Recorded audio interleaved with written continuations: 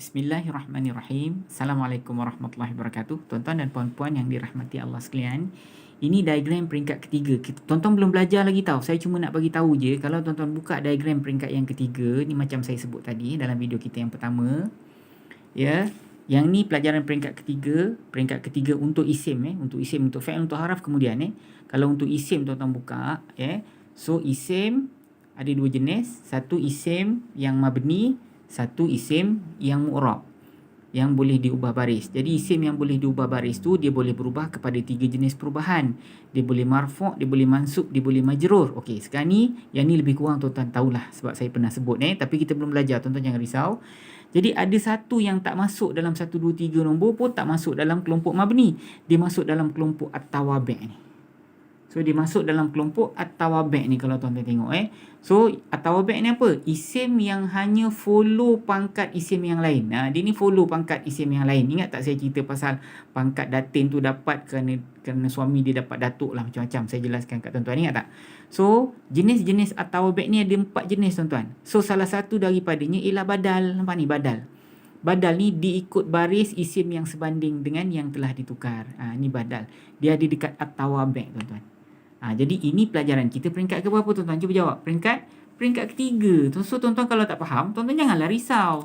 Saya kena jelaskan daripada awal ni supaya tuan-tuan dapat gambaran. Adalah benda yang saya nak bagi tahu dengan tuan-tuan supaya nanti bila sampai nanti tuan-tuan akan jadi mudah Okay, tuan-tuan jangan risau siapa yang tak dapat tentang badal tu, no problem.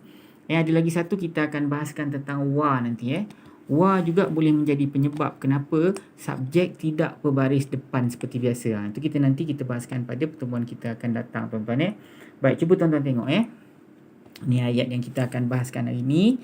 So saya baca ayat ni, saya terjemahkan dari awal, kemudian kita potong rangkap dia, kemudian kita tengok rangkap isim ke rangkap fi'il, kemudian baru kita bahas seperti biasa isim, fi'il dan haraf. Pelajaran yang sesuai dengan pelajaran tuan-tuan peringkat yang kedua lah Okey.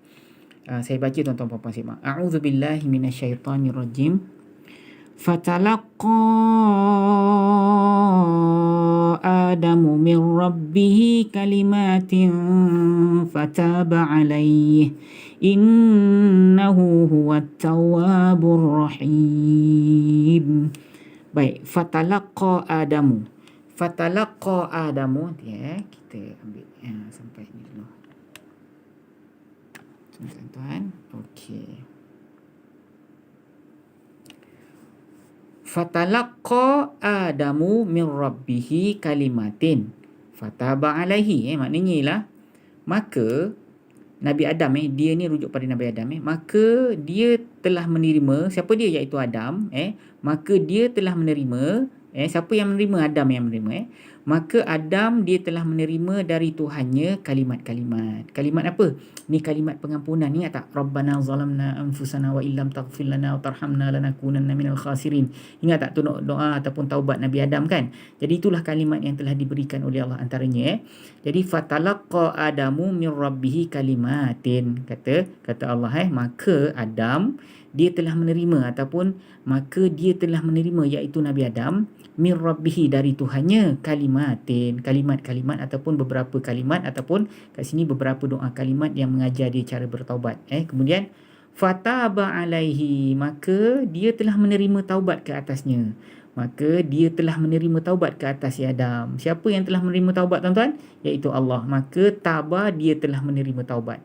Dia telah menerima taubat ke atas Nabi Adam ataupun ke atasnya Kemudian rangkap berikutnya innahu huwat tawwabur rahim. Sesungguhnya dia lagi sekali sesungguhnya dia lagi sekali at-tawwabu maha penerima taubat, ar-rahimu maha penyayang. Okey, sebelum kita bahaskan lebih lanjut tentang teknikal, saya nak tanya tentang rangkap dulu. Cuba tuan-tuan tengok rangkap pertama ni fatalaqa Adamu min rabbih kalimatin. Maka dia telah menerima dari Tuhannya beberapa kalimat fataba alaihi maka dia pun telah menerima taubat ke atas Adam, ke atasnya So mana rangkap ni, ada potong ke terus tuan-tuan? Ada potongan ni ke terus tuan-tuan? Saya percaya. Dengar lagi sekali dan dia telah menerima iaitu Adam Dan Adam dia telah menerima dari Tuhannya beberapa kalimat. Betul tak kat sini boleh potong? So kat sini rangkap pertama. Fataba alaihi, maka dia telah pun menerima taubat ke atasnya, ke atas Nabi Adam. Innahu huwat tawwabur rahim. Sesungguhnya dialah maha penerima taubat dan ataupun lagi maha penyayang. Betul tuan So kita dah potongkan rangkap. Jadi nak sampai dekat alaihi ni, kita tahu dia ada dua rangkap. Rangkap pertama dan rangkap yang kedua. Okey, kita tengok rangkap pertama ni rangkap isim ke rangkap fi'il tuan-tuan. So nak tahu rangkap isim ke rangkap fi'il, tengok kalimat pertama yang tuan-tuan jumpa dalam rangkap tu isim ke fi'il kan. So kalimat pertama apa? Fa haraf, maka. Haraf penyambung cerita, talaqa, ia telah menerima. Tuan-tuan jumpa fi'il, betul ke tidak? Ni fi'il. Jadi kalau tuan-tuan jumpa fi'il dulu, maka rangkap ni rangkap fi'il lah. Jadi kalau rangkap fi'il nak buat apa? Tengoklah apa ganti nama dirinya. Dia rujuk pada siapa? Adam. Betul ke tidak? Dia rujuk pada Adam. Betul ke tidak? Jadi sekarang ni yang ketiga kita tanya maf'ulun bih ada ataupun tidak. Ada ataupun tidak? Jawapannya ada tuan-tuan. Kalimatin ni merupakan yang telah diterima oleh Nabi Adam dari Tuhannya tuan-tuan. So kenapa kalimatin ni tak bari atas? Nanti kita bahas kemudian perkara tersebut. So yang penting ni rangkap isim ke rangkap fi'il, ini rangkap fi'il. So settle. Rangkap fi'il kita selalu buat, tak ada masalah. Jadi kita balik kat sini. Okay, rangkap kedua, tengok rangkap isim ke rangkap fi'il. Fataba alaihi. Fa dulu. Tengok ni isim ke fi'il. Rangkap isim ke rangkap fi'il nak tengok kalimat mula-mula. Fa kalimat haraf tinggalkan. Taba dia telah menerima. Isim ke fi'il tuan-tuan? Ini fi'il ustaz. Betul ke tidak? Ini fi'il apa? Ada telah kan, ada dia ni fi'il madhi. So kalau fi'il tak payahlah kita bincang dengan subjek dan khabar, sebab tak adalah, sebab kita akan bincang macam biasa. Apa ganti nama diri dekat dalam fi'il yang tuan-tuan jumpa ni, rujuk pada siapa, ada atau tidak maf'ulun bih, tu yang macam biasa kita bahas. Okey, kita tengok rangkap ketiga dulu sebelum kita balik dekat rangkap pertama tadi. Di rangkap isim ke rangkap fi'il, cuba tuan-tuan tengok betul-betul rangkap isim ke rangkap fi'il tuan-tuan. So macam biasa kita tengok kalimat mula-mula yang tuan-tuan jumpa, isim ke fi'il. Okey, kalimat pertama inna. Apa makna inna? Sesungguhnya. Nampak sesungguhnya. Ini haraf ustaz. Haraf apa? Sesungguhnya. Cuba cari haraf apa tuan-tuan? Sesungguhnya. Haraf taukid. Ke tuan-tuan dah lupa taukid? Jangan lupa tuan-tuan Haraf penegasan ataupun taukid. Tapi dia haraf ustaz. Kalau haraf tinggalkanlah. Okey, kalimat yang kedua hu. Betul ke tidak? Apa makna hu? Nya atau dia? Dia atau nya? Isim ke fi'il ke haraf? Dia, aku, engkau, mereka, saya. Isim ke fi'il ke haraf tuan-tuan? Cuba jawab. Dia ialah kalimat isim lah. Tapi isim yang ada gelaran dan fungsi. Betul ke tidak?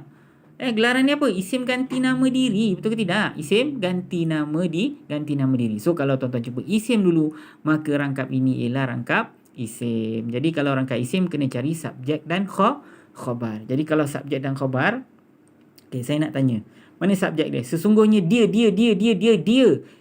adalah maha penerima taubat dan maha penyayang. So subjek ni mana? Subjeknya dia. Nampak tak? Dia. Okey tak? Dia. Okey, sekarang ni khabar di mana? Dia adalah maha penerima taubat dan maha penyayang. Jadi huwa ni kadang-kadang ada masalah tuan-tuan sebabnya ada ulama nahwu yang mengatakan yang ini dia jangan dimasukkan sebagai subjek dan dia jangan dimasukkan sebagai khabar. Dia duduk tengah-tengah ni sebagai sengkangan saja. Macam itulah tuan-tuan Tapi sekarang ni ada ulama yang kata ni masukkan dia dekat dalam subjek.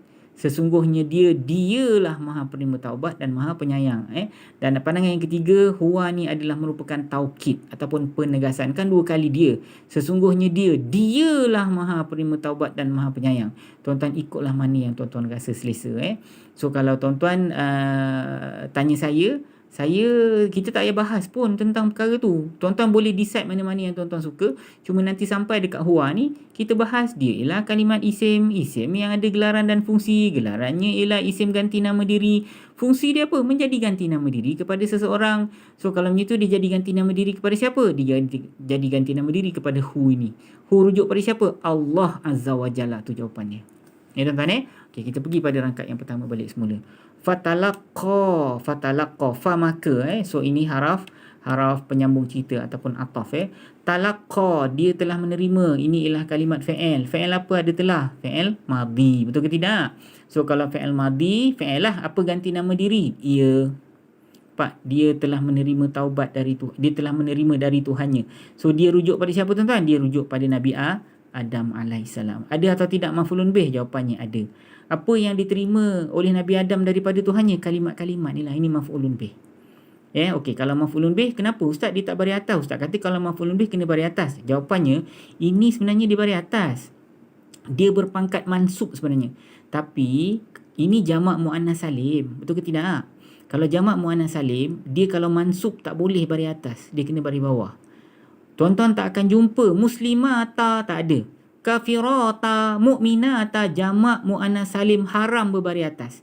Jadi kalau dia sedang berpangkat mansub sekalipun macam kalimat ni, mansub dia bukan dengan baris atas tapi mansub dia dengan baris bawah. Kenapa? Sebab jamak muannas salim dia special case. Itu kita akan bahas panjang pada peringkat yang ketiga nanti. Baik, yang penting tuan-tuan tahu ada maf'ulun bih ustaz. Maf'ulun bih di mana? Maf'ulun bih di kalimatin ni. Maf'ulun bih dia kalimatin ni. Okey, sekarang ni habis talaqqa ni dah settle dia fi'il madhi kan. Tuan-tuan dah tahu ganti nama diri dia apa dan rujuk pada siapa dan ada atau tidak maf'ulun bih, kita dah selesai. Okey, Adamu ni nama orang nama Nabi Adam alaihissalam kan. So inilah kalimat isim, inilah isim biasa. So kalau isim biasa dia mabni ke mu'rab, jawapannya dia mu'rab. So tengok Adamu ke Adama ni, Adamu kan. Kalau Adamu dia sedang berpangkat apa tuan-tuan? Cuba jawab dengan saya.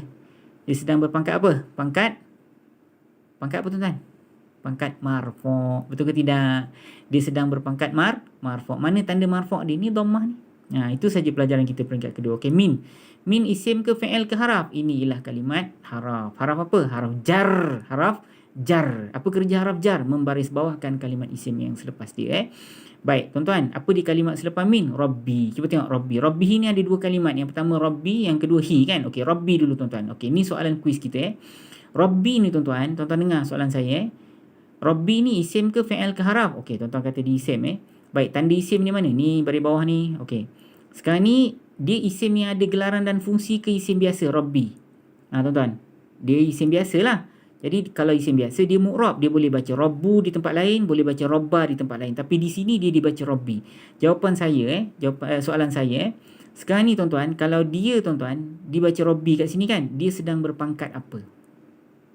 Dia sedang berpangkat apa? Itu jawapan saya Dia sedang berpangkat apa? Dia sedang berpangkat marfu' ke? Sedang berpangkat mansub ke? Sedang berpangkat majrur? Tolong jawab saya dan hantar ke 0108173131.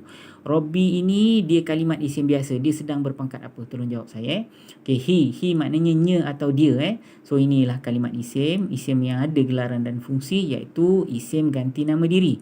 Dia ganti nama diri pada siapa tuan-tuan? Tuhannya. Adam dia telah menerima kalimat dari Tuhannya, Tuhannya.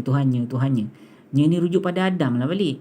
Adam telah menerima kalimat dari Tuhan Adam. Betul tak? Jadi Adam ni Tuhannya, Tuhan Adam lah, dia rujuk pada Adam balik semula. Okey, kalimatin inilah kalimat isim. Dia ialah isim biasa. So kalau isim biasa di mu'rab, okey, dia sedang berpangkat marfu' ke mansub ke majrur? Dia sedang berpangkat mansub sebenarnya. Tuan-tuan nampak di baris bawah kan? Sebenarnya dia sedang berpangkat mansub. Okey. Mana tanda mansub dia? Tanda mansub dia kasrah. Saya tanya, kenapa tanda mansub pakai kasrah? Tanda mansub kan selalu pakai fathah.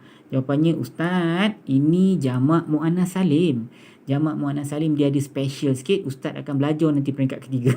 Cakap macam tu tuan-tuan Peringkat ketiga nanti saya jelaskan tentang jamak muannas salim dengan lebih terperinci. So nanti tuan-tuan akan tahu ini sebenarnya sedang berpangkat mansub tuan-tuan So kenapa mansub? Kenapa dia dapat pangkat mansub? Sebab dia ialah maf'ulun bih untuk talaqqa ni. Dia maf'ulun bih sebenarnya. Dialah yang diterima oleh Nabi Adam. Allah bagi dia, Allah memberi kepada Nabi Adam apa? Kalimat. So ini ialah maf'ulun bih. So tuan-tuan dan puan-puan, terima kasih atas perhatian. Tolong bagi tahu dengan saya Rabbi sedang berpangkat apa dan hantar ke 0108173131. Assalamualaikum warahmatullahi wabarakatuh.